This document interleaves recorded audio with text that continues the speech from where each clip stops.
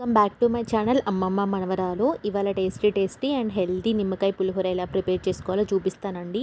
నిమ్మకాయ అనేది మధుమేహం వ్యాధి, లేకపోతే డైజెషన్ ఇష్యూస్ ఉన్న వాళ్ళు, లేకపోతే వెయిట్ లాస్ అవ్వాలనుకున్న వాళ్ళు తీసుకుంటే చాలా మంచిది. ఇంకా విటమిన్ సి అనేది ఎక్కువగా ఉంటుంది.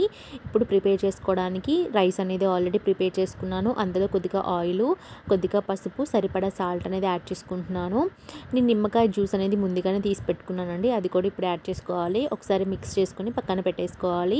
ఇప్పుడు స్టవ్ ఆన్ చేసి కడాయి పెట్టేసుకొని తగినంత ఆయిల్, ఇంకా పోపు గింజలు కూడా యాడ్ చేసుకోవాలి. వేరుశనగ గుండ్లు యాడ్ చేసుకోవాలండి. నెక్స్ట్ వేరుశనగ గుండ్లు ఎన్ని ఎక్కువ వేసుకుంటే అంత బాగుంటుందండి పులిహోర అనేది. ఇప్పుడు మిరపకాయలను కూడా యాడ్ చేసుకొని గోల్డెన్ కలర్ వచ్చే వరకు ఫ్రై చేసుకోవాలి.